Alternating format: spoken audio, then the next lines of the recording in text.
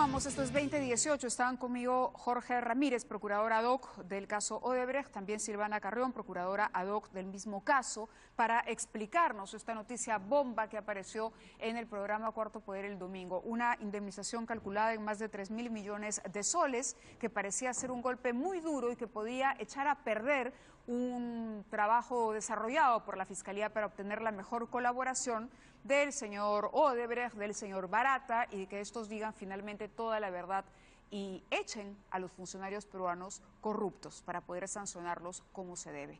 Bienvenidos, gracias por estar aquí. Buenas noches. Buenas noches, muchas gracias. Un saludo a toda tu audiencia. Muchas gracias. ¿Qué es A ver, después de que sale la noticia, mucha gente dijo, esto es oportuno para que Barata no hable. ¿Qué le decimos a la gente que cree que ustedes están boicoteando a Barata para proteger al gobierno? Que es falso. Nosotros hemos comunicado al Poder Judicial a través de los procesos judiciales, que son 3 relacionados al proceso de la carretera Chacas, específicamente una colaboración eficaz, en el proceso de gasoducto y de la carretera interoceánica en los meses de septiembre, noviembre y diciembre del año pasado, estos montos. Es decir, la empresa Odebrecht sabía ya de estos montos. ¿Desde cuándo? Desde el año pasado, septiembre, noviembre y diciembre. Respecto al interoceánica, solamente... ¿Ustedes habían tenido reuniones con Odebrecht para plantear este monto? Estos montos lo hemos planteado como se debe legalmente en el proceso judicial.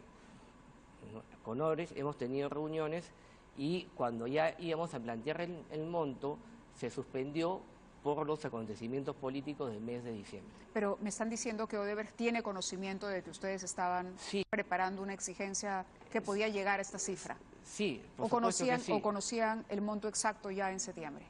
En septiembre sabían el monto de los 248 millones de soles, perdón, de gasoducto, de 1.480 millones de soles.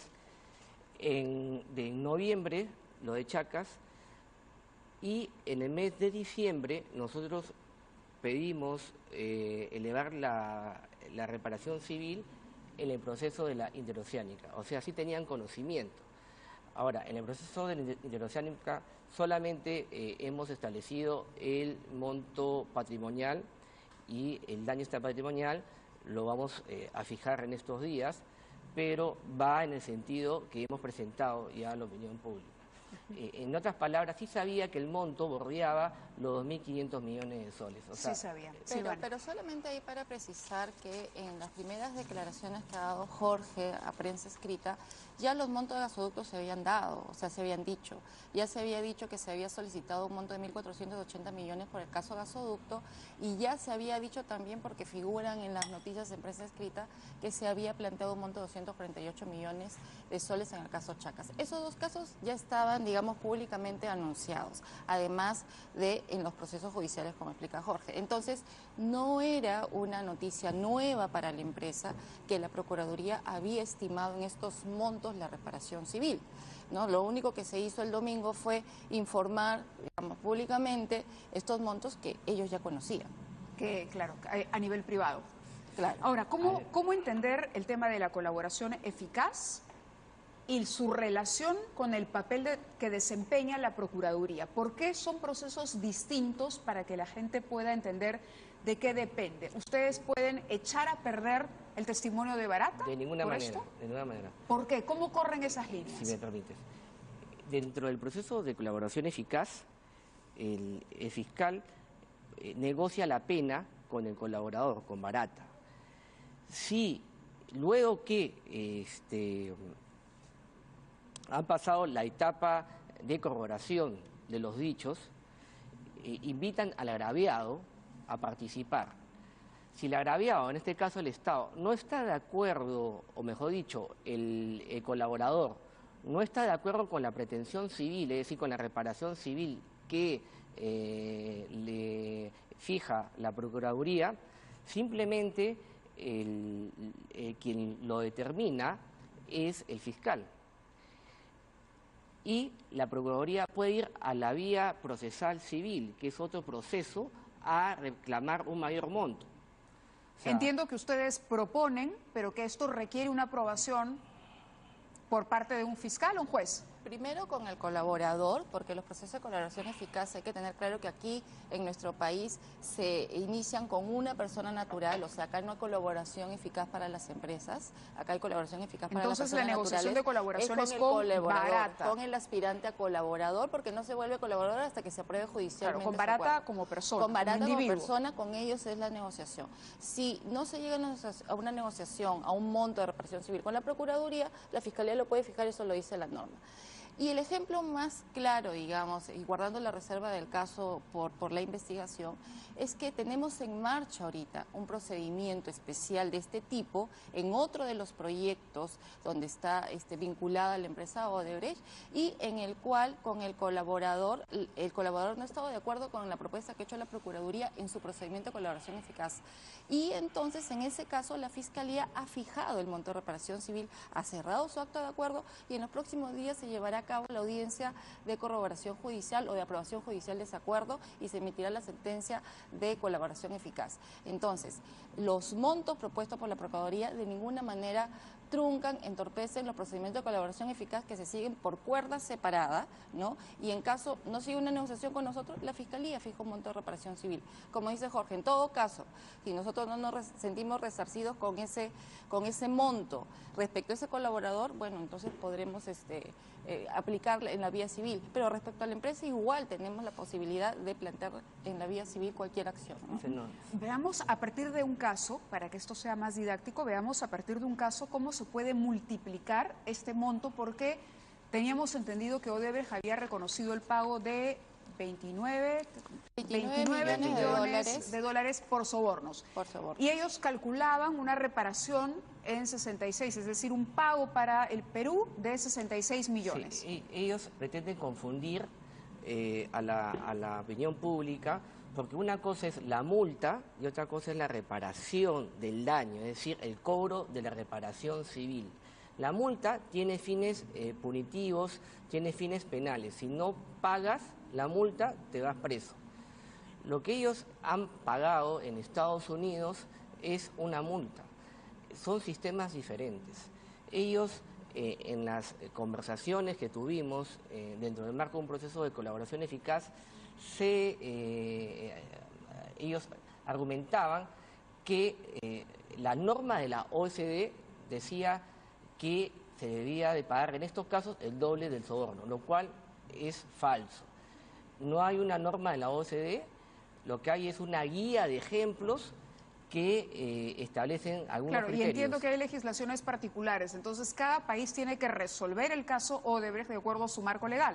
Y no solamente eso, sino que en ese acuerdo negociado de Estados Unidos que se trabajó los países de Suiza, Estados Unidos y Brasil, aparte de la multa y el concepto de multa que aplican ellos, que es aplicas una multa alta para desincentivar o prevenir que la sociedad o otra persona no cometa esa infracción, es un concepto completamente distinto al de reparación, en donde se tiene la reparación civil es para resarcir un daño, para reparar un daño, que son los conceptos que manejamos en nuestra legislación. Pero además, en ese acuerdo de Estados Unidos, ellos reconocen 29 millones como soborno, pero también reconocen 143 millones de utilidad. Ellos dicen, nosotros hemos ganado por estos dos proyectos donde hemos sobornado 143 millones de dólares. O sea, ahí nomás en ganancia por dos proyectos. Entonces, pero ahora han indicado que quieren solamente pagar 66 millones de dólares. O sea, ni siquiera la utilidad reconocida por ellos en ese acuerdo de Estados Unidos. Y además, en este acuerdo debemos dejar claro que se fija las multas para Estados Unidos y Suiza en donde no han cometido sobornos. ¿Cómo se calcula? Es decir, la ley en el Perú les da a ustedes un marco, herramientas para calcular una reparación. Se aplica el Código Civil peruano.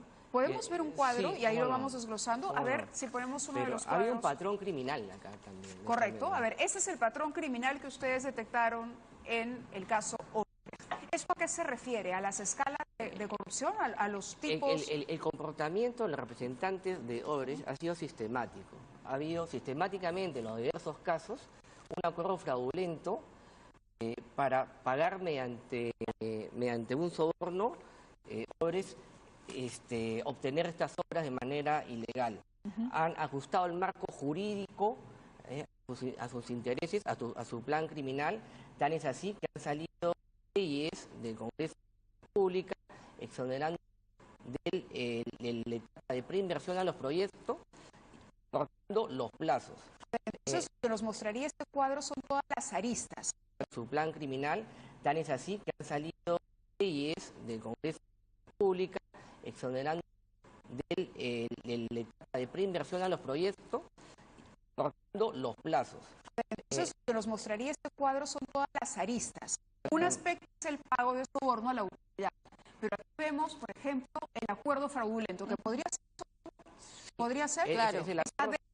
Una modalidad delictiva, una modalidad, el patrón criminal, como que ellos han utilizado, utilizado, ¿no? Correcto. Ajustes del marco jurídico es cuando se arregla una ley para beneficiar a la empresa. Del SNIP y crean un marco legal, digamos, para sacar los proyectos. Entonces, ¿no? la gente que participa en la elaboración de ese marco ad hoc también está siendo parte de la corrupción. Exactamente. En este momento. Claro. Después tenemos intervención de estudios previos. Esto es para los proyectos. Exactamente. ¿Cómo se ellos expresaría han esto? intervenido en la intervención de los estudios previos, en las licitaciones, para establecer condiciones, ajusten a su medida y para estructurar sus actividades. Ha pasado en otros casos también con Vía Evitar, Costa Verde, Callao. Luego han entrado de mala fe al proyecto y han cobrado sobrecostos de manera general, es decir, han sobornado, por ejemplo, con 20 millones de soles y en sobrecostos han sacado 200 millones. ¿No? Entonces, el daño, digamos, no es que me devuelvan los 20 millones por 2, 40 millones, sino todo lo que me han robado.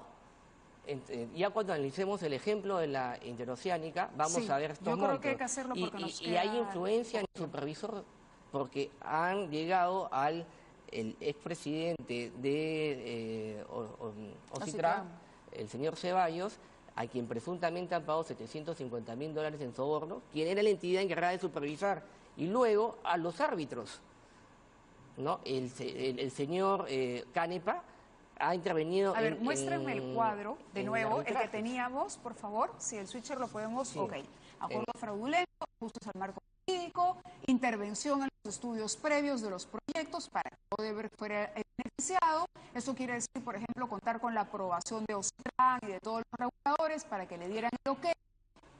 Fíjense la telaraña de corrupción, intervención en la propia licitación, es decir, ajustar también las bases para que Odebrecht ganara, influencia en puestos claves, como por ejemplo... en miembros del comité que iban a dar claro, los miembros del comité de licitación, etcétera, ejecución con sobrecostos, cobrar más de lo que cuesta un proyecto, ¿no? Inflar el presupuesto que hemos visto a través de adenda o de la extensión de los plazos, ¿no?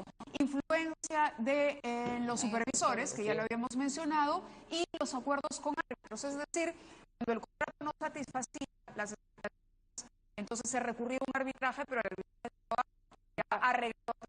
Era para formalizar, para sellar todo. Claro, entonces era realmente una telaraña impresionante. Exactamente. ¿Podemos aplicarlo a un caso concreto para ver un cálculo? El caso IRSA creo que lo tenemos en cuadro. Sí. ¿Sí? ¿Tenemos ese cuadro? Ahora, hay que quede claro que este daño es un daño por el delito cometido y un daño solidario para todos, que debe ser pagado por todos los autores y cómplices. Eso quiere decir que no pagaría solamente Odebrecht. Las consorciadas, los públicos, los particulares. Presidente Toledo, señor Maima.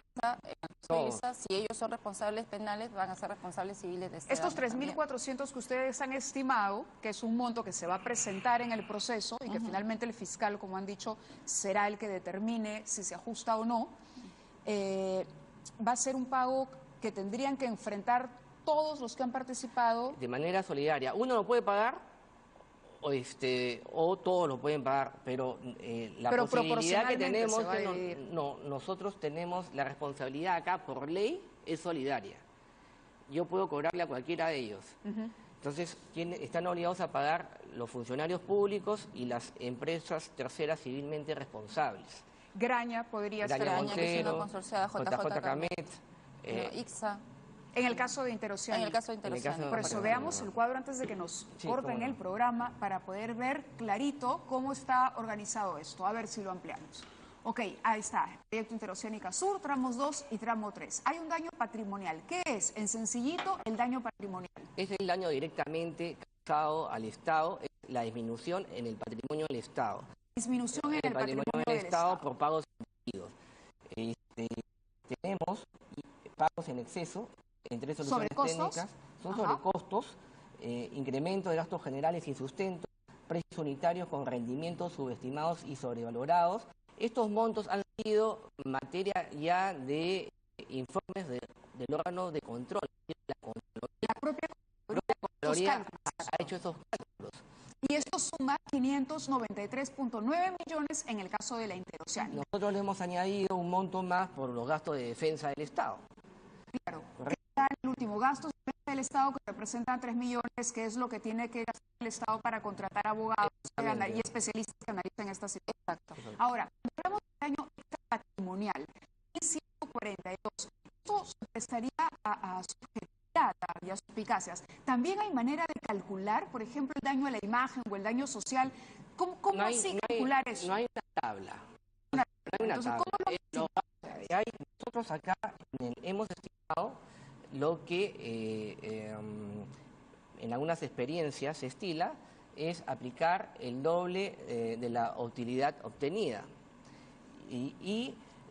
Luego hemos aplicado un costo por daño a la imagen institucional. O sea, acá se ha dañado, se ha hecho el daño más grave que se puede realizar contra el Estado peruano. Presuntamente, y hablo de presunto porque soy abogado, soy hombre de leyes, se ha coimeado a un presidente que es el jefe del Estado y que representa a la nación, a todos los peruanos. En cualquier caso, ya que el tiempo nos gana, podríamos decir que ustedes tienen en el expediente que adjunta y que sustenta esta cifra argumentos para señalar acá había un equipo de trabajo. ¿Cuánta gente ha trabajado? Hay especialistas, analistas financieros, contables, más o menos un equipo de 6 personas, ¿no? en diferentes especialidades que nos han ayudado a cuantificar, porque esto es un trabajo técnico y que tiene documentos que sustentan cada uno de los conceptos que está explicando Jorge y que se han introducido en los procesos penales, que se va a discutir un juez y un juez decidirá. El juez decidirá. El juez decidirá En cualquier caso es interesante ver que el daño patrimonial, es decir, no la parte subjetiva donde uno podría discutir, son 500 millones. Exacto, lo que es mucho más de los 29 y de los 66 que Odebrecht pretendería pagar. Sí. Entonces, lo que está haciendo la Procuraduría es, digamos, decir, ok, yo pido lo máximo para que en el proceso o en la posible negociación obtenga un monto que va a superar lo que Odebrecht ha propuesto. Sí. De acuerdo. Además, es un monto que pretendemos y que finalmente el juez va a tener que determinar, pero no me pueden dar menos de lo que me han robado, menos del daño patrimonial. Claro. El otro monto se puede discutir, evaluar, pero los 500 en el caso de Interoceánica están ahí y están perfectamente cuantificados por la Contraloría además. Y no tiene que ver con el testimonio de Barata. Y el daño no tiene que ver con el testimonio de Barata. Pero Odebrecht sí cree que puede mencionar una cosa u otra. Intenta vincularlos casualmente porque lo que pretende Odebrecht es pagar la menor cantidad posible en nuestro país. Cuando en Brasil, por sobornos... ¿Cuánto se pagó en Brasil? En Brasil ellos han acordado pagar 2.490 millones de dólares en este acuerdo negociado. ¿De dólares? Entonces, y ellos han reconocido sobornos en Brasil por 394 millones de dólares. Muy bien, tema complicado, pero yo creo que vamos a tener más encuentros para poder seguir detallando estos temas poco a poco, pero era importante que ustedes tuvieran tiempo de transmitir ese mensaje. Muchas gracias. Muchas gracias. Gracias a ustedes por venir y bueno, con ustedes será hasta mañana a las 9 en punto. Se quedan con Valery Vázquez de Velasco y Noticias a las 10.